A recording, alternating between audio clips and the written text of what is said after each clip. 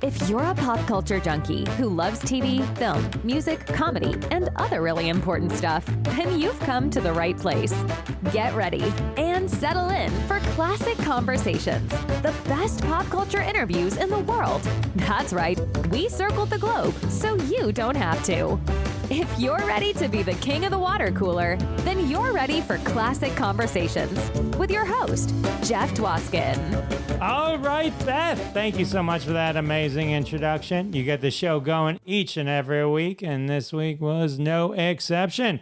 Welcome, everybody, to episode 233 of Classic Conversations. As always, I am your host, Jeff Dwoskin. Great to have you back for what's sure to be a hilariously rockin' classic conversation for the ages. My guest today is Courtney Cronin Dold, comedy writer, television producer, development consultant, stand-up comic. What doesn't she do? I know. She's written for Wayne Brady, Jay Mohr, all the stars. That's coming up in just a few seconds. But in these few seconds, let me hearken upon episode 232. Jim O'Hare was here, Jerry, Larry, Gary, Terry from Parks and Recreation. We talk all about that show, his career, great conversation, so fun. You know what else is fun? My conversation with Courtney. We reminisce on the Detroit Comedy Festival that we were both at. Courtney goes deep and shares some personal stories from the Wayne Brady Show. She talks about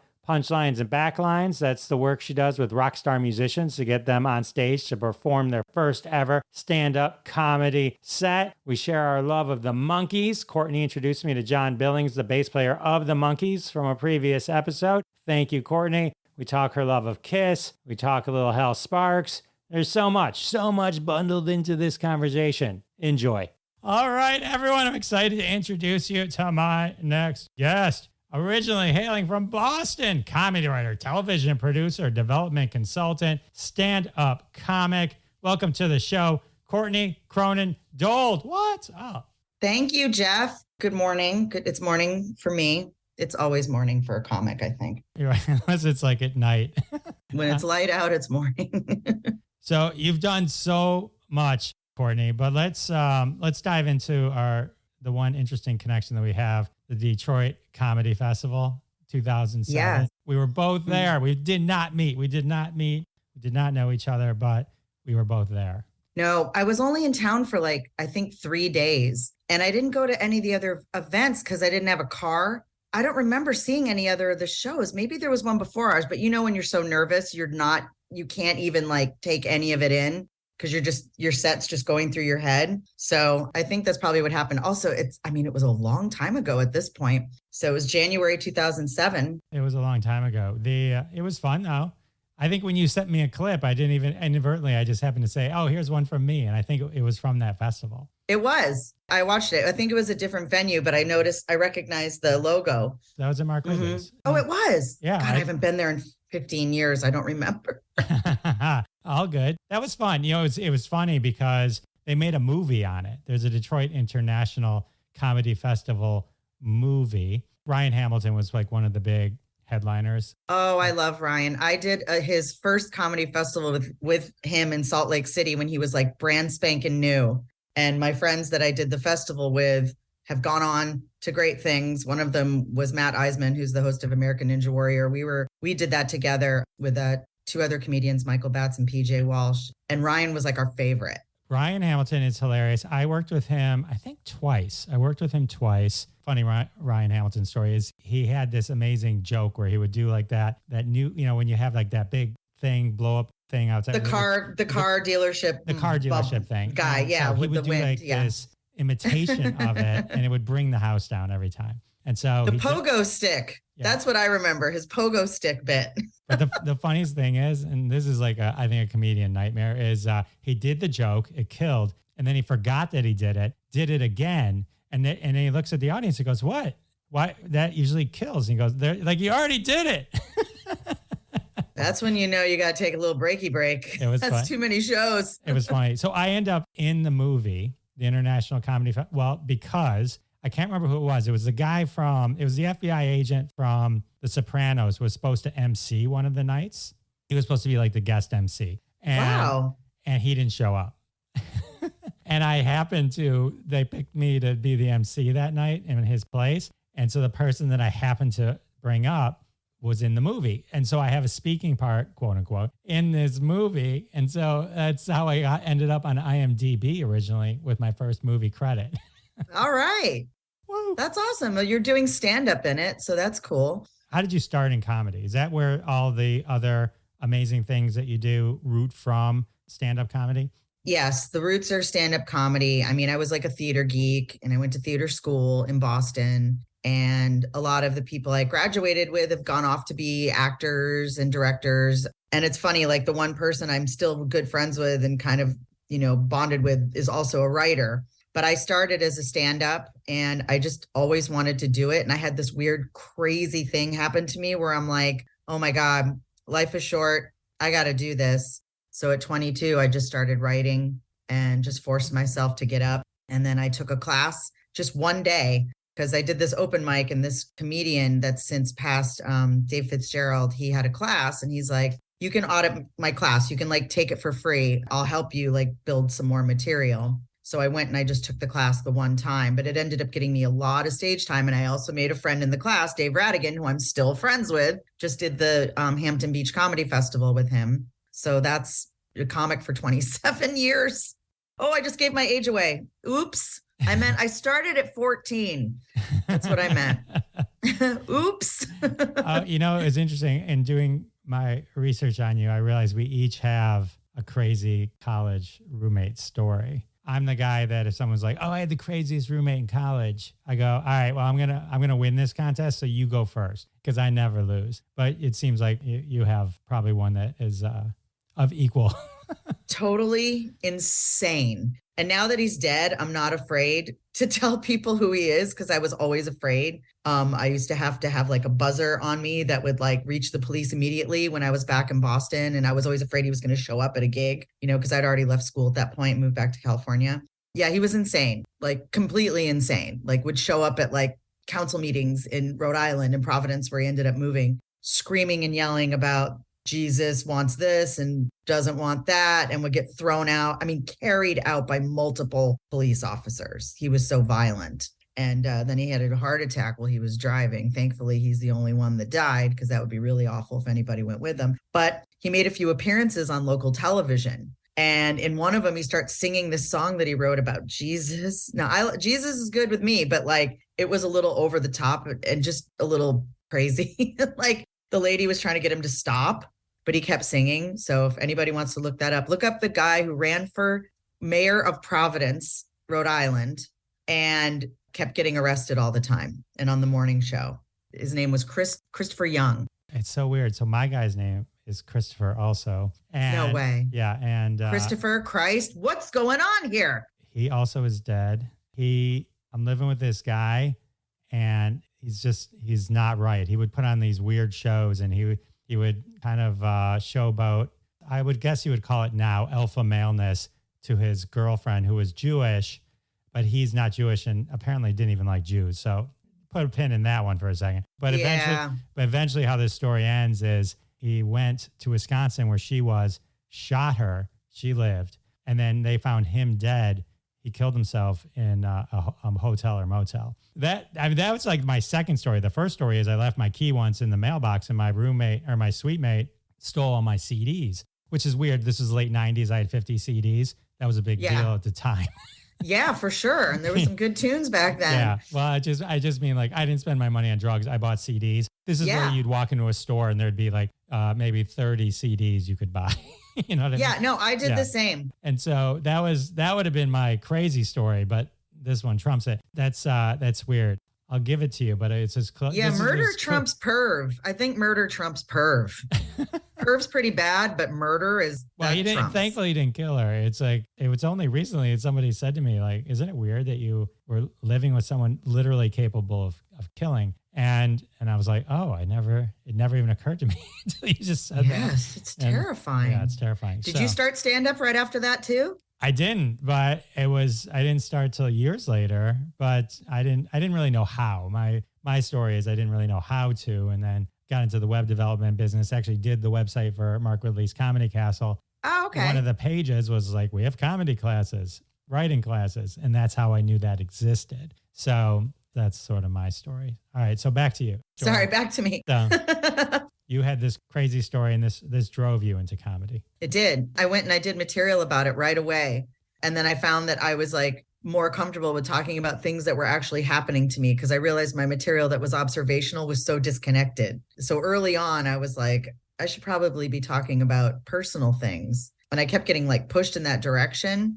But I was put into a pool of people that were so far ahead of me that I was scrambling and trying to get 5 years experience in one. And it was really, really hard. And it was scary because I did comedy in Boston for like a year. And then my family was in LA at the time. We moved from Michigan when I was 11 and they spend half the year here and half the year in Massachusetts, my parents. When I was a kid, obviously not half the year, just the summer. But I went and did the open mic at the Laugh Factory and I got passed that night because the owner loves Boston comics and all his clients were Boston comics. It was weird.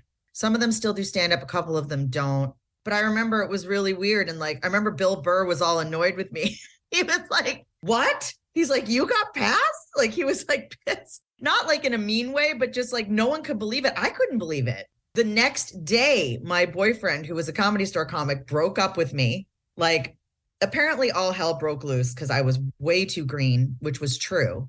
And I'd never hosted before, maybe 3 times in Boston, like doing like not road shows, but like out of the city shows because there's so much comedy there. So like hosting in like, what's it called? I don't even remember the town. Anywhere, such and such New Hampshire and so Maine, where only the people in that town would come to the show. No one would drive from anywhere else, be like in a community center or something. So I'd only done that kind of stuff. And here I am at this club in front of all these people. I was so scared. They just threw me into hosting. I was hosting every week, doing Sunday spots for like 8 minutes and totally wasn't ready and just got thrown into the fire. So I was surrounded by all these established people who had been doing it for a while. I'd say like the person who was kind of the newest was probably Dane Cook, Aisha Tyler, and they'd already been doing it like 3-4 years at that point. It was very hard, but I managed to live there for almost 5 years. I don't know how I did it because I literally got nothing. I was like the one client that got nothing.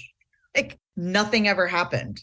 It was weird. Nothing. Like I just was a regular and I did spots and I did the road and I guess I cut my teeth and I guess that was a good thing because it pushed me. I think I never really liked being on camera. I didn't like it and I was afraid, which is weird because I was an actress. I was in theater school and whatever, but it wasn't until I left that I realized because I went with a new manager and he's like, you're a writer. He's like, I don't know how you didn't see this, but you're a writer. So that's what you should be doing. And he was totally right. That's awesome. Yeah. I know you said everyone was kind of punching above your. They were. I was the lowest on the totem pole. It was so hard being in that talent pool. Was it was great and hard. Well, right. As I was going to ask, was it great though in the sense that sometimes that's not bad, right? I mean, or sometimes that's something that is good, right? If everyone's there, you rise to the talent that you're around. Do you feel like you accelerated and got better because you had to, because you're around this insane amount of talent? Maybe, but every time I was on a showcase, it was very clear that I was the greenest. So I would never get anything. I mean, I remember I did a showcase with like these New York comics flew in and these like Chicago comics flew in and we were all in the showcase together. And this guy says to me, so how do the development deals work out here? I'm like, oh, I don't know. You get like you'll get a meeting and you go in and, they'll see you on the showcase and, maybe approach you. And he goes, I got a development deal walking off stage. And I'm like, no, you did not. You did not get a deal walking off stage. Someone gave you a deal.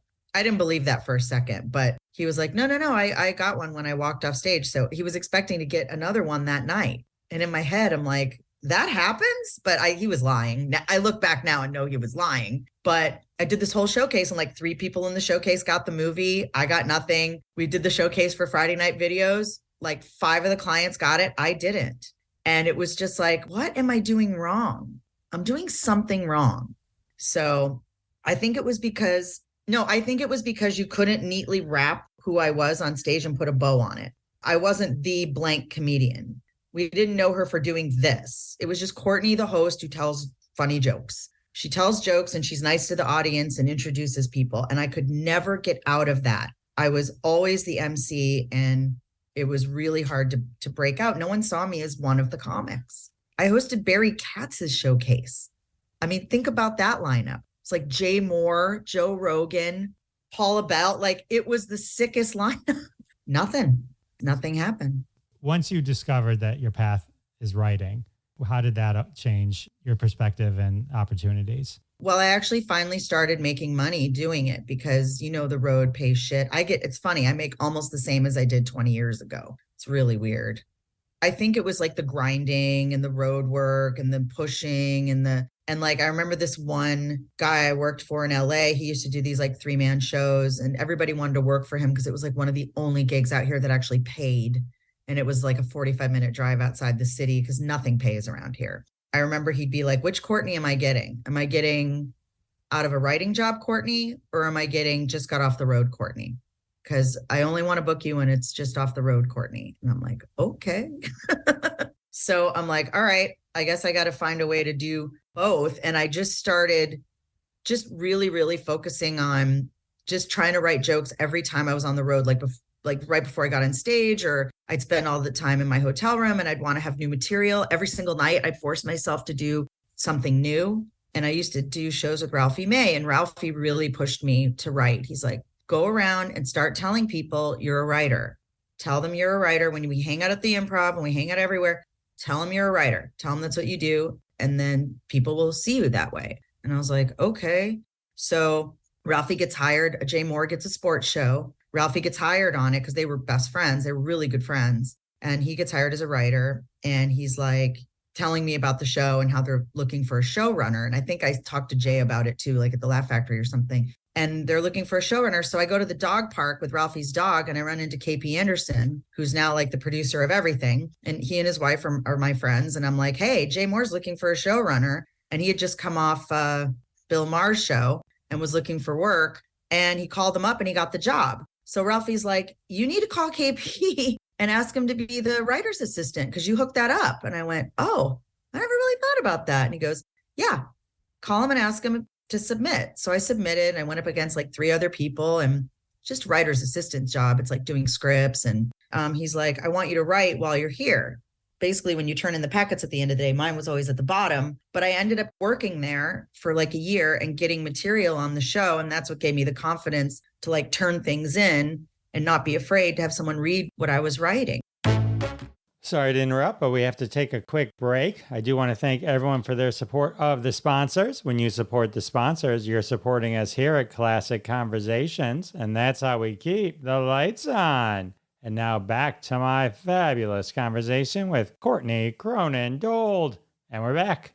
But it's like the steps in this business that like people don't realize like how much of a grind there is. So in between my writing jobs, I'd be on the road trying to stay sharp. And then it just went from there. I went from that job to submitting to other shows. I did another writer's assistant job for Jeff Ross, also because of Ralphie May. And we did the roast of Carson Daly, and I worked at MTV and worked for him. And then I got my first job where I was the actual writer, which was the Wayne Brady Show. And it all really flowed. It's weird. Like it all flowed really nicely. I went from like all these big shows to like this huge just drop.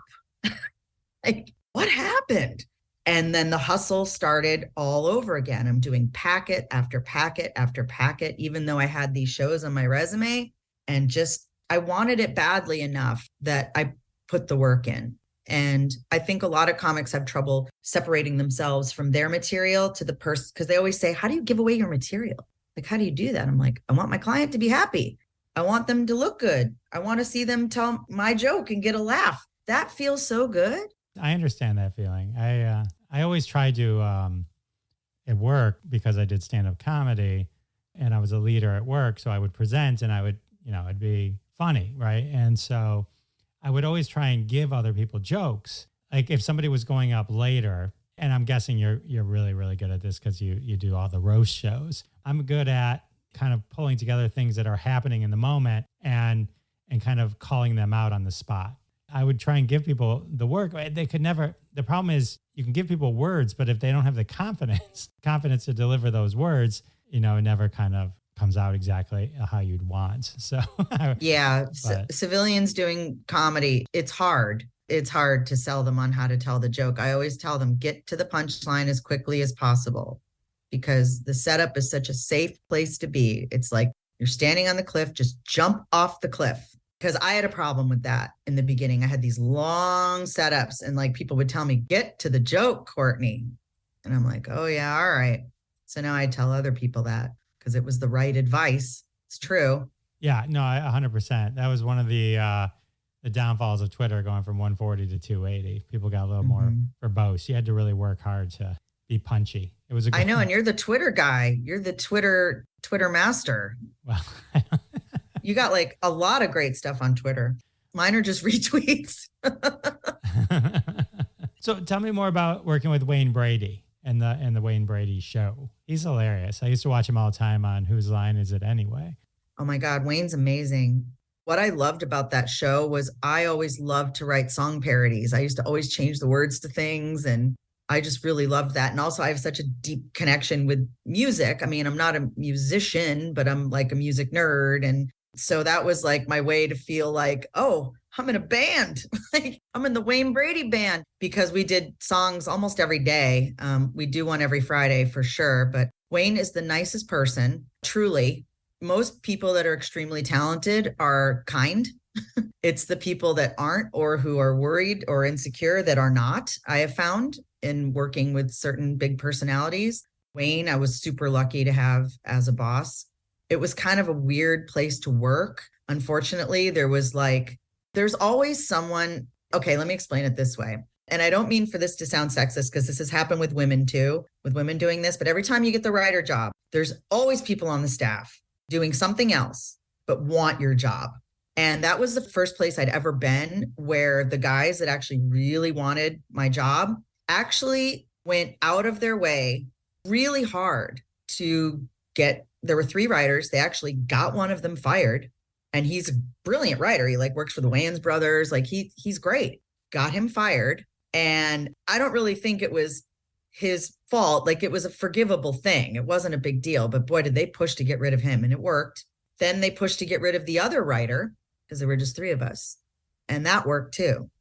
So it was just me. And then they started pushing to get their stuff on the air.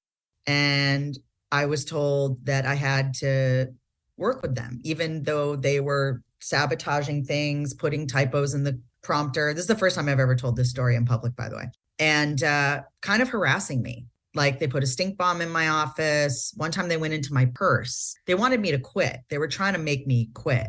They found a picture of me in my office where I was kind of making a funny face, and made like 100 copies of it and pasted it all over the office. They wanted me to quit. So I had no idea how badly I was being harassed, and that I could have actually done something about it. Because when I left the show, I went to the lawyer. You know, we have 2 lawyers on the show. And she goes, why didn't you tell me this in the beginning? This is completely unacceptable. And so I went and I told Wayne what was happening. And he goes, I don't want to do their stuff. He's like, I don't like it. And we had already been canceled at that point. And he goes, I don't care if you sit in your office and take a nap. You will be here every day until the end of this season. He's like, and you and me will just write the stuff. So we work together. I'm like, that's it. I'm going over heads. I just went right to him. It was really crazy. So it definitely came back to bite one of them in the ass years later, because I was working with a whole bunch of people. A couple of them used to work for Wayne Brady on the first season, and they all knew the story from all of us hanging out. And one of the guys submitted, and he's like, Courtney had some weird thing with this guy. Call her in, have her tell you the story. So I'm like, look, he goes, this better be bad, because I got to tell you, this writing submission's good, but I don't want that kind of energy here. I don't want the energy of someone who wants to sabotage other people instead of just worrying about themselves and doing their job. So he didn't get hired. I always felt bad about that, but that's because you're a nice person. And it's like, I am a nice person, but it was bad.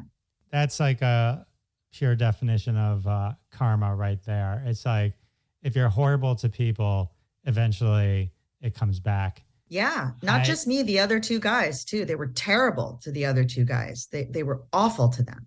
What was it that kind of made you blind to being able to see it while all this kind of torment was happening? When, as you describe it, it's like, it's got my blood boiling. Well, it was like my first big job on my own that I got purely from my sample in my meetings. So I felt like I was really proud of it. And I'd done a bunch of samples at that point and didn't get the job, so I think I just did everything I could to stay there. And I just kind of ignored it. The tough part was they were all friends from another show. So these two guys were buddies with my superiors. So I couldn't go to them. They all hung out on weekends. Like they were all best friends. So it was like, I couldn't even go to them. But working with Wayne, I don't know why I went to the negative part, but working with Wayne, working with the band was so positive and so much fun. And actually, one of my superiors was awesome. She was actually really, really cool. And she wasn't really digging what these guys were doing. She was not really digging it. But everybody knew they wanted me to quit because they knew I wouldn't get fired because I worked too hard. Well, good for you for staying strong. That's good, because I can imagine how difficult that must. It's a nightmare to go somewhere on a daily basis and have to deal with such negative energy. It was really a bummer because it was such a fun place to work. And most of the people there were awesome. There's always a bad apple. And there's been a few shows I've been on where there's someone who wants your job and they are gunning for your job. And that happens a lot, especially on a big show. Wow. Especially on a big show. You were there a long time. I mean, you did over 100 episodes with Wayne. Yeah. He is so. I remember watching specifically Whose Line Is It Anyway? Just the flat out improv stuff, and it's incredible, absolutely, incredible. He's amazing. I'd be struggling to find a lyric. I'm like, what do we put here? Because the secret is you write the punchline first, and then you write the setup for a song parody. At least that's how we did it. And I would be like, I can't find this, and Wayne would just come in and go do do do do do, and then it would come out, and I'm like, God damn it, Wayne Brady. You're so brilliant, Wayne Brady. I know. Okay, so let's pivot away. I'll pivot to another story. I know. I'm so regretting telling that story. I'm telling all these crazy things, but it's there's this weird reality of that world that's kind of evil. That's the truth. The stories that tell the truth. I mean, anyone can go, hey, it was so fun. We did a part. Anyone can. I don't know what that was. I'm sorry. Let's talk about. Let's talk about. It was so fun. We had a party. It was let's talk about Curb Your Enthusiasm. My 3 lines. Let's talk about it. But that's 3 more than a lot of people, right? So I mean, it's still cool though. I mean, you got to be part of such a thing. I know it was season 1, episode 6. You were Jeff Green's assistant. So. Yeah, I'm Jeff Garland's assistant, and Jeff was at the Laugh Factory at the time, so I used to see him. He was there every Friday night, and when I got the part, he was like, recurring. He would just point at me in the lobby and go, you're my new assistant, recurring. And I was never on the show again because I didn't get to do anything funny. Right. I was just delivering a phone message. There was no reason for me to do anything funny. I tried on a couple takes, but the director was like, just do it normal. Cause I tried a couple things where I kind of came in the door kind of funny, I thought, but it didn't matter because whatever take they used of Jeff and Larry, because it all went in real time. There was no stopping. That talk they were having about the kid burning down the camp and whatever. Right. They had to use the best take of that. They weren't going to cut away to me. That's not the way they did it. So it was they picked probably the most boring, it's still most boring cool, take though. That I did. And then they never had me back. It's still cool though. It was cool. It was fun. I got to sit next to Larry in makeup. He was super nice. And I was really friendly with Jeff. So it was a huge bummer. I remember I was had one of my many thousands of crazy day jobs, and I was working at an auto mechanic in Van Nuys, driving from the South Bay an hour and a half every morning at 6 a.m. It was just ugh. And then I get my Curb Your Enthusiasm. I'm so excited. I'm not even going to tell you what I made, but I do get residuals. So sometimes a whole $40. But you know what? That's great. That's awesome. I just watched the episode, so hopefully. And I said Jeff Green, but I think that's his character on the show. That's the character, yeah. I mean, Julia Louis-Dreyfus was on that episode, and what's her name? Is it Fadila Law? Kevin Pollak's wife. She was the one crying when the cat died. She's like, I'm sorry, the cat just died. I mean, it's so awkward. I didn't get to see any of them because I was only in that office. I didn't get to meet anybody else because it was just Larry and Jeff that were in the office. Still super cool. So I know you mentioned music, and music seems to be one of your big threads. So I know you seem really into Kiss from what I can tell, and the Monkees. And I love the Monkees. I love the Monkees too. Do you want to talk about? I love them. I'm wearing my Monkey shirt for you. I know. I love it. Usually I have something monkeys on my desk, but right now I don't. I just have a Bruce Kulick bobblehead from Kiss. But yeah, since I was a little kid, I loved the monkeys. And then when it came back on TV, of course, on MTV, I was like 11, 12. And oh my God, that was huge. I mean, I recorded every episode. I used to go to conventions. I'd save all my babysitting money and spend it on monkey stuff. Like, I was a huge dork. I'd go to the conventions with like a Monkeys t-shirt and all these monkey buttons. Such a nerd. And then we'd get autographs from everybody. And I was super, super into it. That's how people knew me at school. They're like, yeah, Courtney's really into the monkeys. My first concert without my parents, first with parents was Barry Manilow, but without parents, just me and friends, was that 20th anniversary Monkeys reunion tour at Pine Knob, in Michigan. At Pine Knob, that's where I saw my very first concert. My first two concerts were at Pine Knob. I saw the Beach Boys, and with my parents, of course, because I was really little. And then my second concert was also at Pine Knob, and it was the Go-Go's. But the opening band was this band that no one knew yet from Australia called In Excess. Oh, nice. And I'm like, these guys are awesome. And I was like 9, maybe? That's really 8 cool. or 9. Yeah, it was cool. I did the same thing. I taped all the Monkeys from MTV on VHS tapes, and I was so into it. I interviewed, I'm blanking on his name, but the guy who put that tour together. Andy? No, put the 20th anniversary tour together. Yeah. And so. Oh, I don't remember who that was. But I mean, I was a little kid. I don't remember. I've seen, like, this is how obsessed with the Monkeys I am. Like, Mike Nesmith was coming to the Magic Bag Theater in Michigan to do a solo show, and no one would go with me. And I'm at this thing in an event, and I hear mumble, Monkeys, Mike Nesmith. And I go, what did you just say? And he goes, Mike Nesmith is coming, and I can't get anyone to come with me. And I go, oh my God. And I said, I will go with you. And I didn't know who it was, but we were somewhere where everyone knew each other, so I knew it was safe. So we ended up seeing that concert. It wasn't your old roommate, thankfully. No. At this point, he is long gone. But so we went and saw that concert together. I went and saw the Mike and Mickey show when the 50th anniversary came at the Fox Theater in Detroit. And I got third row, and I brought my wife. And my wife was like, at the end of it, she was like, to me, it was like the greatest experience ever. And she's like, you enjoyed that? Like, I was in tears. It was incredible. I mean, like, oh my God. Like, with Mike Nesmith with the Monkeys was a whole different experience than the years where it was just Peter, Mickey, and Davey. And if the four of them had toured together, that would have been. I saw it once. Oh, were you there? I saw it once at the Universal Amphitheater. They did a show together. I went by myself.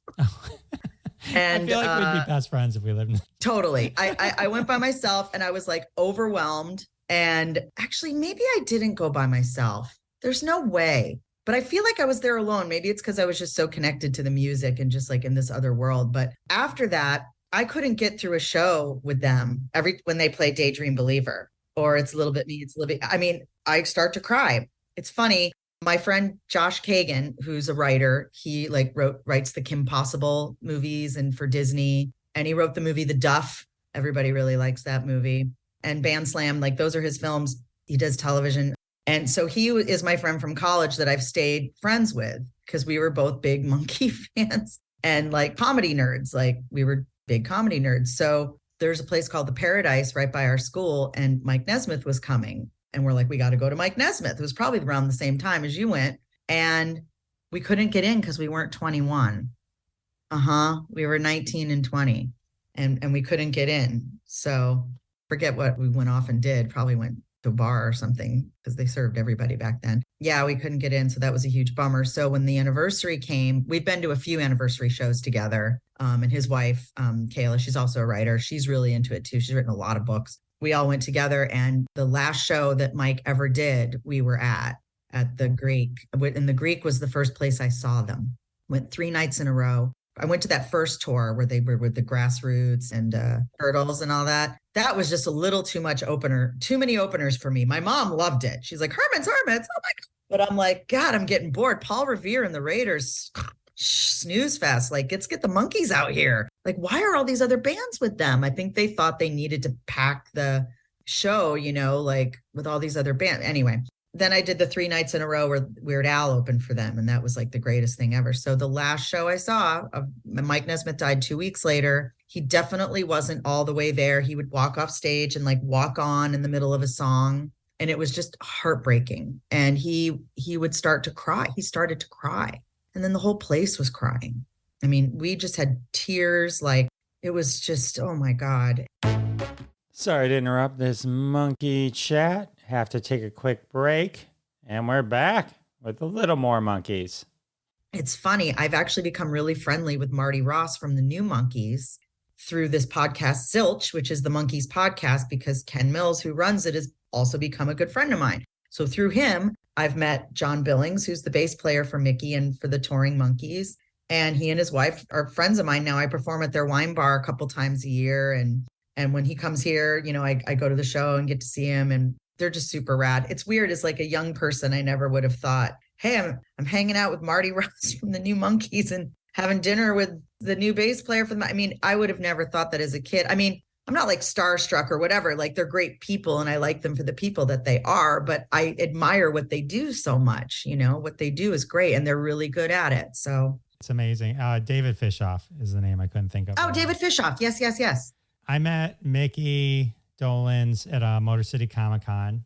I have a Headquarters album that's signed by Mickey Dolenz and Mike Nesmith. Oh, wow. It would have also had Peter Tork, but that year at the Motor City Comic Con where he was at and we were on the way to, and I had free tickets, the same year that, or the same time that also in attendance was Norman Reedus at the height of The Walking Dead.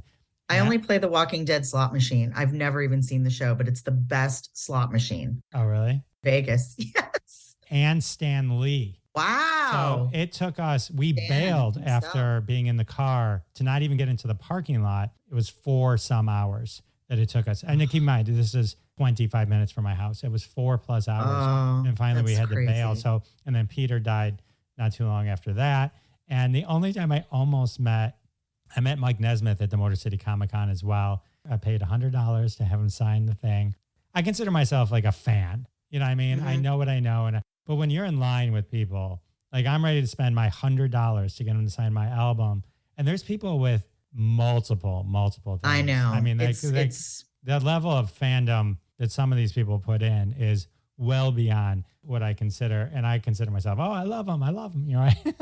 So that's where I met Mike Nesmith. And Davy Jones, I almost met. I'm going back 25+ years at the Strand Theater in Pontiac. They used to do the real live Brady Bunch. Okay. Oh my God. I used to love that. I used to go to that here. Right. Do you remember who was Carol? I don't. It's she's so huge now. She's in everything. Game show host. She's in movies. Oh my God. Why can't I will circle back to that. But they did the Davy Jones episode and Davy Jones played himself. And oh my God, I would have died. Did he sing Girl? He must have. And I, for some reason, something happened afterwards and I didn't go meet him. And I regret that now, obviously. Oh. That was that. But yeah, the Real Live Brady Bunch was something that we used to do. My wife and I would go when we were first dating because we couldn't afford it. So we actually ushered. Oh, that's fun. Jane Lynch was Carol Brady. Oh, really? I wonder if she was here, though. What do you think? Maybe. I saw her here. And then Melanie Hutzel, who used to be on SNL, and she was on a bunch of shows. She was Jan. And actually, they thought the only person from the live show that was in the movie was Henriette Mentel. She played Alice. Okay. She was the only one from the live one that got in the movie. But Jane Lynch was Carol. She was so funny. I can picture that. I can't picture who it was, but... It was her. I'm sure it was because this was so long ago. She wasn't famous yet. That's what I knew her from. Oh, that would be amazing if I saw her. All right. I bet you did. If I ever meet her, I will ask that.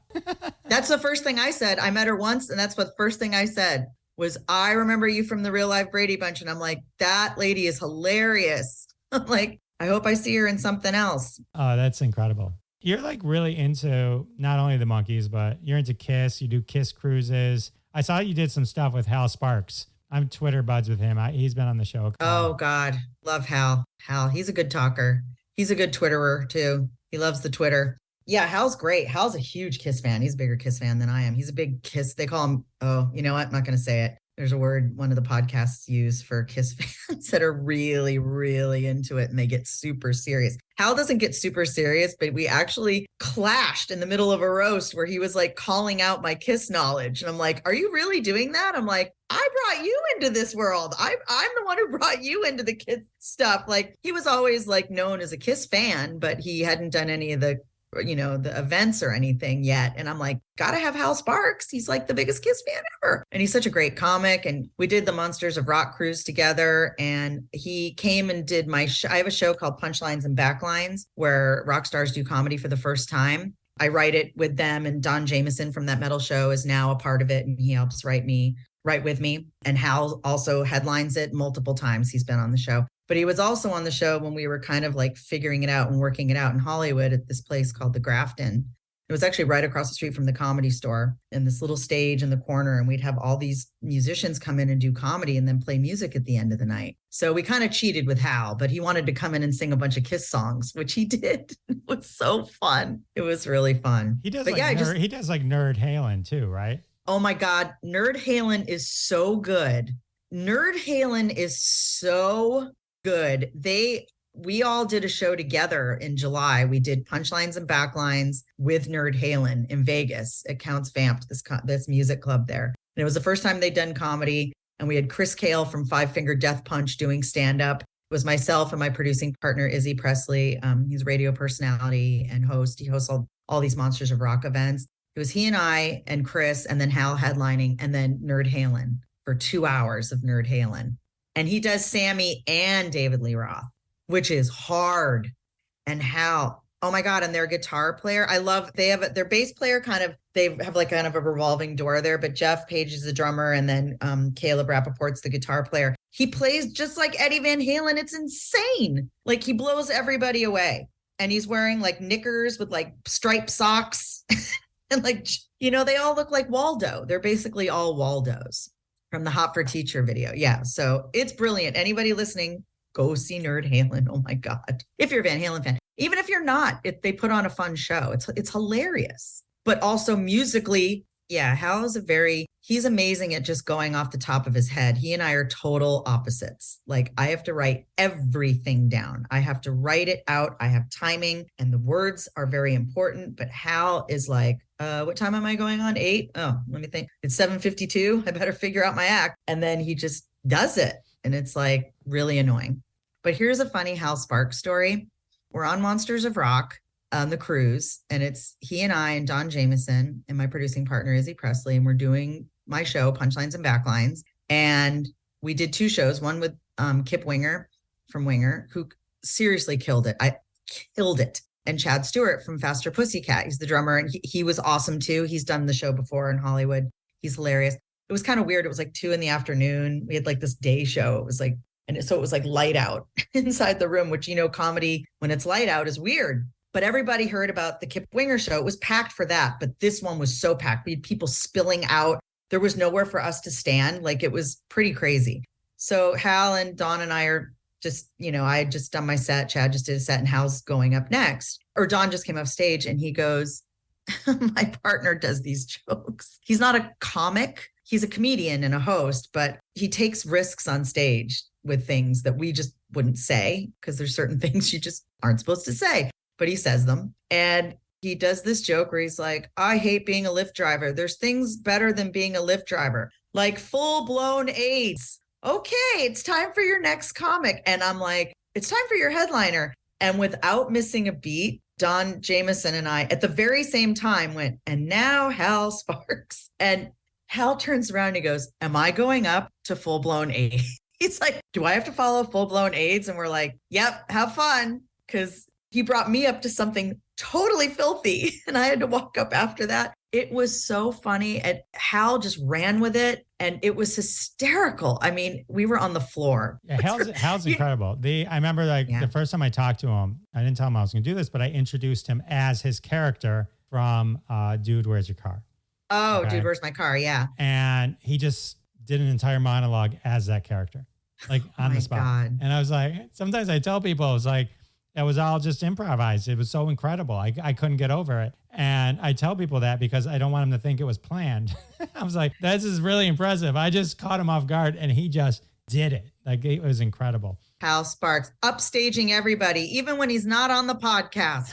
Hal Sparks. No, I love Hal. Hal is amazing. He's a great guy. We just worked together in Vegas. Yeah, we did the roast of Bruce Kulick from Kiss in Grand Funk Railroad. He's been in Grand Funk Railroad for like 20 years. We did a roast of him for New Year's Eve. Oh, okay. I had Mark Farner on my show from Grand Funk. Oh, cool. Yeah, he's not with him now. Anyway, tell me about your corporate work, like your stand-up comedy coaching and all that. Is that a lot of what you focus on now, or is just something that's there when people need you? Roast production, all that kind of stuff. That's my passion. I mean, I like writing for comedians. I mean, most of the shows I've worked on have had comic talent. There's only like a few that were like not comic talent. There's like, this, there's just, you have to know how to speak comedian.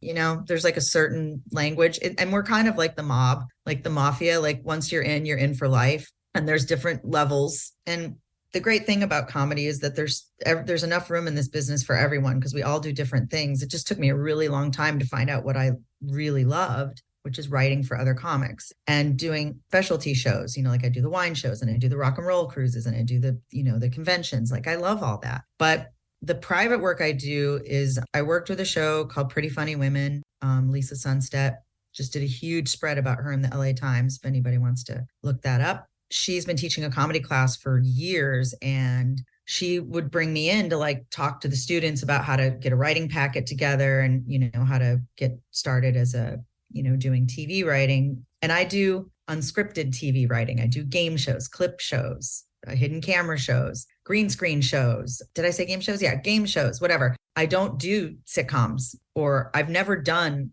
like a sitcom or any kind of like actual scripted show. It's just shows hosted by comics. Once I started doing that, she's like, why don't you come and help me teach? So I'd come in and help her teach. And then I started getting clients from that. She'd be too busy and she'd be like, can you take this person? Can you take that person? I'm like, yeah. So I'd start working. God, that was like, how long have I been with my husband? So like 12 years ago, I started doing this, maybe a little bit more. And then I guess my name started getting passed around. I started getting calls from people. Like I got a call from a guy up in San Jose, and I would get these random calls. I didn't even have a website or anything. And I'm like, okay, this is working for me. So sometimes I'd have like 3-4 people in a day, and which was great. Any more than that, you kind of get fried. So I do that really like full time. But right now I'm on a show. So I've had to I'm only taking like a couple of like my regular clients, because I just don't have the brain power to take anybody else. So I've just told people I'm taking a break right now, that I can't take anybody. I love it. I love like nurturing someone, helping them, whether at any level that they're at. They need corporate stuff, which is how I got the job on the show I'm on now, because Michael Yo is the host and I write for his specialty corporate jobs, and I wrote for an award show for him. And so he tries to bring me in when he can. And how I get these jobs with some of the bigger names is I walk up to them and I say, I get your voice. I understand your humor. I'd like to write for you. Can I submit some stuff to you? And if you want to use it, great. I'd love to work with you. And if you don't, no problem. Give me a shot. And 9 times out of 10, they say, okay. And that's how I started working with Don Jameson. That's how I started working with Michael. I just went up to them and said it. I've done that with a lot of people. I remember Nick Thune was one of the people that turned me down.